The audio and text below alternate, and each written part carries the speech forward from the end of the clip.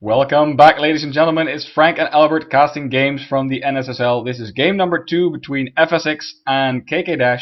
We're starting the replay in 3, 2, 1, go! And yeah, Albert, what did we just see?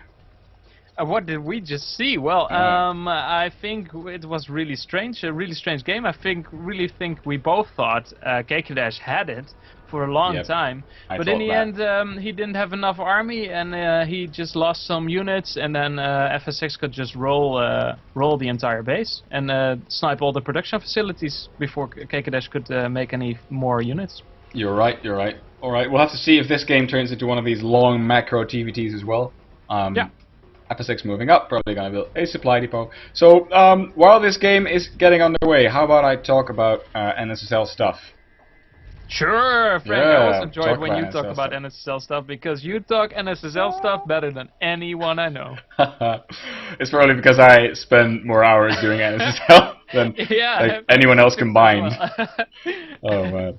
But no, it's pretty cool. Like, we started promotion for the finals because, of course, we want people to show up for the finals, have a big crowd there. That's basically one of the prime motivations for me to organize the tournament in the first place, to have a cool, awesome live finals. So I've been posting on Reddit. I'm not sure, yeah, you've seen it, obviously. I made a post on Reddit about the NSSL and about how we need people to come to the finals. And it got upvoted so much that, in fact, it was on the #1 spot of the most popular entries on the day that I posted it. And the day after, it was still on the #1 spot overall on the /r/StarCraft Reddit. So that was insane. We even got a retweet from Sundance Di Giovanni, the big chief of the MLG gaming events. So that was really good. And it got about that day we got about 15 extra people signing up for the Facebook event on the finals. So that was cool. But we still need a lot more though. So people, if you know someone who wants to see a live StarCraft event, if you know someone who controls some kind of media outlet, let them know. I've been posting and sending link tips to like hardware websites, gaming forums, whatever. If you want to do the same, just go ahead. Just tell them to look at the NSSL website because it's going to be awesome at the finals. You're not just going to have the awesome games, but also presentations about a presentation about the scientific research that's being done, and for which our tournament participants are helping out. And there's going to be awards and the Pimpest Play compilation. Yeah, you're working on that, aren't you, Albert? Yeah, I am. I'm just looking at all the VODs right now. Well, not exactly right now, but when I'm finished casting, before I went casting here, and just looking at the VODs and checking out which players really impressed me with some special tactics, as White would say. Yeah, actually, you asked me earlier about how much content we would have produced by now, and we took a 10-minute average for the videos, but I think it's a lot more than 10-minute average.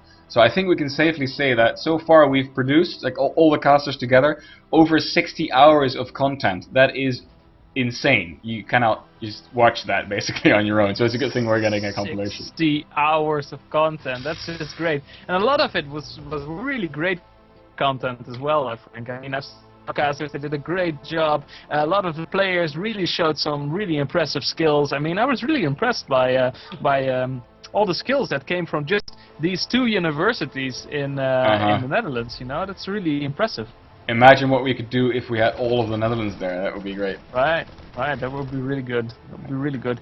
By the way, we see that FsX already took 2 factories again this early, but this time he's going for... He's spending his gas. Pretty good. Yeah, he's spending his gas. It looks like he's going for Banshees, I would guess. Did you say 2 factories because he got a factory in a starport, or? Oh, I mean, he got 2 refineries. I mean, he got really early. I was like, what? Yeah, pretty good. So he's going for like you said, a tech lab on the factory and factory lifting off. So that's a sure sign that there's probably going to be a Banshee. You don't want a tech lab on your barracks starport that early unless you. By the way, I just thought of this. Did you see that Reddit entry today about a newer cool way to manor mule? Yeah, that was so good. Can you just explain it for the people who haven't seen it, Frank? Yeah, it's really cool. It's like, so a manor mule is usually when you're sure you're gonna win the game, you just drop some mules on the battlefield or in your opponent's base. But what this guy did was amazing. He just dropped some mules and then used one of his own ravens to shoot a seeker missile at the mules. But you know the seeker missile moves pretty slowly. So he ran the mules away, and the seeker missile followed the mules, and he ran the mules right into his opponent's army, where the seeker missiles hit the mules and did huge splash damage to his opponent's army. Sick, taking damage. Yeah, that was incredible. And the guy was just laughing his ass off. But it was such a great tactic. I think that could actually be implemented by some players. For sure, in late game TVT, when you have all these stalemates, that's a great way to get some kills. Well, I wonder what happens. If you have a stalemate and there's tank lines, for instance, what happens if a secret missile is following a unit and the unit gets sniped by a tank? I think the secret missile just drops dead, doesn't it? Yeah, I think so as well. So that wouldn't by the work. way, sorry to interrupt you, Frank, but there's a Banshee coming into the base of kkDash right now, and it's already got cloaked. Well, it's almost got cloaked researched. So this is gonna be quite some troubles for kkDash to deal with. Yeah, he doesn't have much in the way of detection right now. No. What has he got in production? He has an engineering base, so he could build a turret, and he's already building a turret in his natural, so that's very smart. But he really just gotta pull these Marines and try to deal with this Banshee. Yep, he is still losing SCP, so look at the units killed tab. It's 5 workers killed so far in 1 unit. Oh, he's now running over some Marines, but he's got cloak on and there wasn't a scan ready. There is enough energy for a scan though, so and he's got lots of SCPs doing nothing there. Missile turret. Just a misclick probably, but I don't think he wants to spend his scan if he doesn't know for sure he will catch it, and he doesn't have any stim, so it's gonna be really hard. Right, without stim it's tough. Is there gonna be a scan? Yeah, he should scan right now. Oh, he really missed his chance right here. Yeah, and Banshees are pretty good at taking out Marines too. 2 shots and you kill a Marine. When there's no medevacs, it's really tough. Right. What did they just shoot at? FsX playing it safe, by the way, getting a bunker at his front before he's moving out. Actually, he's got the bunker there, and it looks like... Alright, okay, so there's the second command center. So there's going to be an expansion. Done, so it's going to be floating over. He's now building 3 extra barracks. And this Banshee is still being really annoying, now taking out the SCVs in the refinery. And these Marines are having such a hard time with this Banshee. 14 kills on the Banshee. Is there going to be a scan? No, the Banshee still just keeps out of range. And look at the amount of kills. It's 14 kills. And that's not just SCVs, that's Marines as well. And no Marines, I mean, they are dirt cheap, that's what they say. But still, if you keep killing them, they cost money. Yeah, and in the end, I mean, it really hurts your overall army strength. Because kkDash really can't move out right now without this Banshee just turning in and taking some extra kills.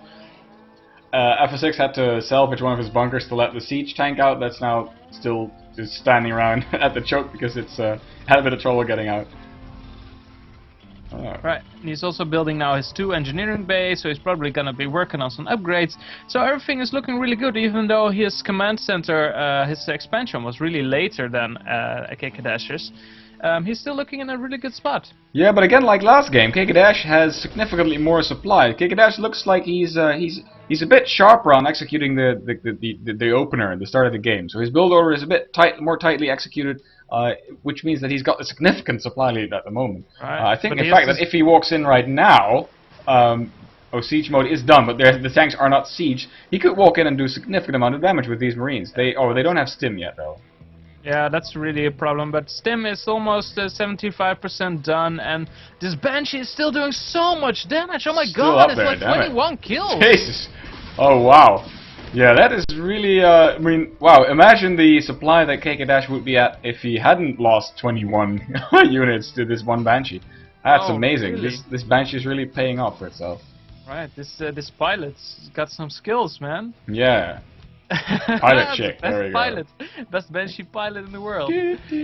Right, Marines now moving out, but I'm not sure if that's the best idea. No, because now the siege tanks are sieged, and they still don't... Oh, they have stim now.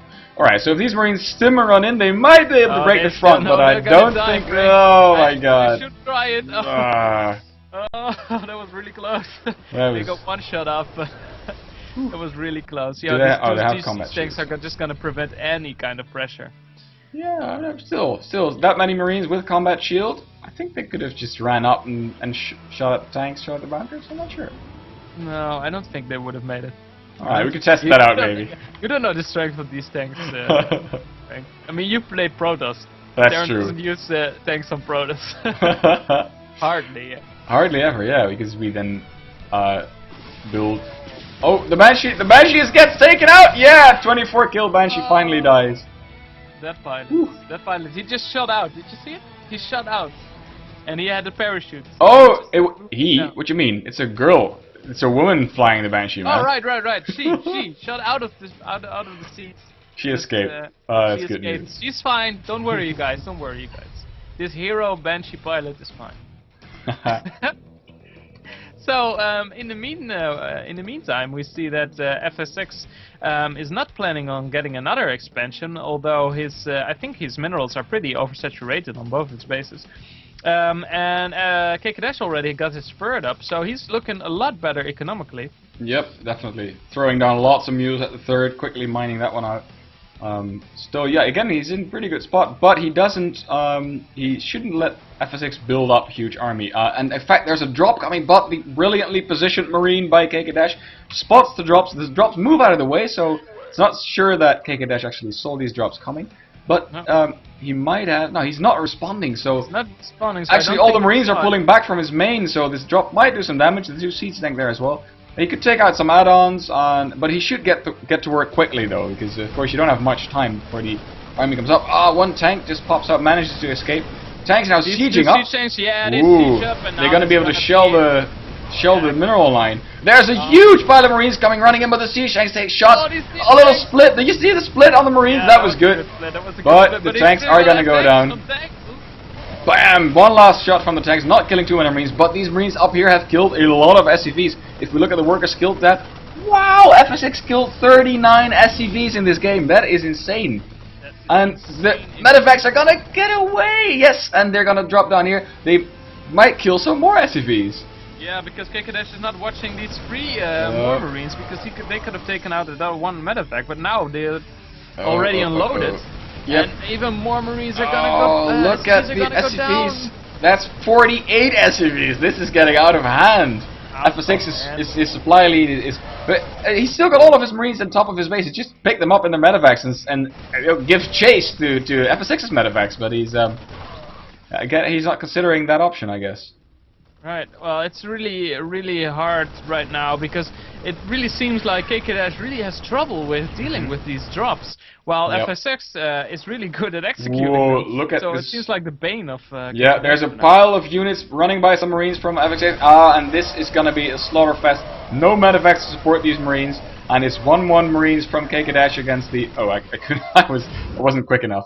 Against the 1-1 also of kkDash. So upgrades, they're the same as upgrades. kkDash is gonna have a bit of an upgrade lead for the in a little bit, because his 2-2 is gonna finish. There's a doom drop coming. Yeah, it's very big.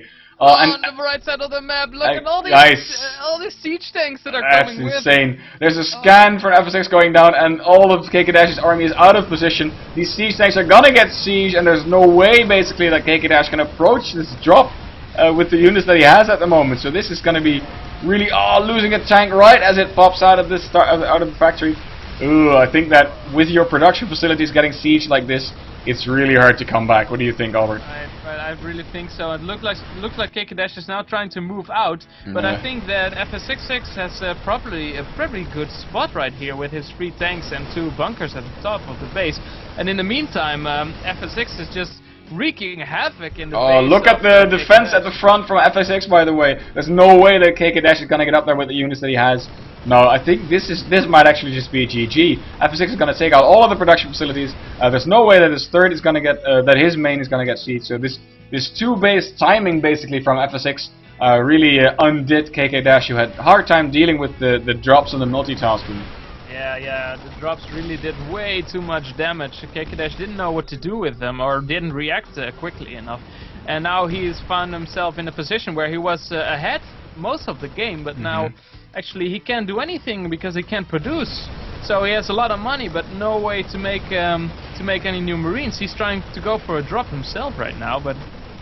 Yep. Oh, that's a clever move, by the way, because he knew he couldn't break the front, so might as well load up and do a drop in the back.